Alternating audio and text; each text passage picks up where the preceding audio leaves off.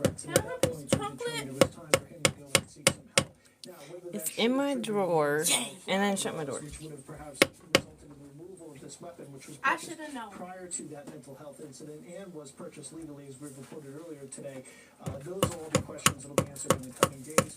Oh, hey, listen, you can just drop me off tomorrow. Were there any steps that were missed here? Okay. Is there anything they can learn in future cases? That will all be a part of this, as you can imagine. And just to be very clear, yellow flag laws effectively mean that authorities can essentially refer someone to be reviewed by a medical health professional and then ultimately petition for this person to not be allowed to hold firearms. They aren't as tough as red flag laws, right? Right. But they, Each state is different. I could say red flag laws and describe them across 4 or 5 different states, and What do we I have could for give you dinner? some very different criteria. Hamburger. Depending upon the state, the involvement in Cheeseburgers. the involvement of law we have enforcement, mental health burrito? professionals, even family members in certain states. Family So members much can make a easier. petition to the court Sure. for this, saying, you know, hey, my Sounds good to me. Kristen, I think they're in some trouble. Maybe we Sounds wanna good just to me. get them away from their guns for a while and get them the help that they need. Oh So, my God. yeah, it is very state to state dependent. There's not some sort of universal law, and so you're correct. This is not the same as some states, which is, I would say, a much wider lane for engaging in the idea of taking away these weapons. and again, Rarely. not clear that the yellow flag law was even triggered, but That's Tom right. Winter, incredible reporting in the early hours of this evolving situation. I now want to bring in former ATF Special Agent in Charge, Jim Kavanaugh. Jim, thank you so much for joining us on what is yet another tragic day in this country. Pick up where Tom left off. What is the process of trying that should be to find enough. and locate an at-large shooter, Jim?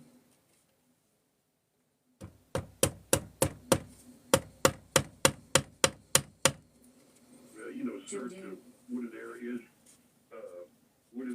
because are you there? Yes, we hear Hello? you now, Jim. Yes, we hear you now. Okay, Take it okay. away. All right, and it's very challenging because they have to do a search of wooded areas where he might be on foot, and they also have to, consider that he might have fled the area in a vehicle or an accomplice or on a boat. What? Even. He left his car. If he does say yes to me spending the night, can I stay 2 nights? I doubt that much. Why? You need to talk to Dad. And go shut my door, please, because I'm on live. I mean, often that is what happens in these cases. That's possible. Or it could at least tell us who he is angry at, who he hates or who he wants to kill. And that may give some leads to the commanders who, maybe ought to be looking over here, looking over there. So it's going to be important because it's going to be a picture of his mind. And, the other thing is, was the note left with the intention for law enforcement officers to find it or not. So all these things will play into it, and the behavioral analysis section from FBI, which also has ATF agents in it, they'll look at that and they'll advise the commanders and say, it could be this, it could be that, consider this, consider that, so they can widen their search. I mean, if they have 350 officers and agents up there, they can make unique teams to go to certain places depending on where things may be happening. So that's a significant development. Otherwise, it's, he could be dead. I mean, he could have killed himself already, and they just haven't found his body. I mean, that clearly happens in, 35% of these cases, maybe 40%. And if it's a suicide note, I mean, that very well already happens. But you can't rely on that, Kristen. If you're a commander, you've got to play it like he's going to come out of the woods and he's going to start shooting, and he's going to take off, attack some innocent people, and that's the only real play you can have. You can't have another play than that. So you've got to work that until you.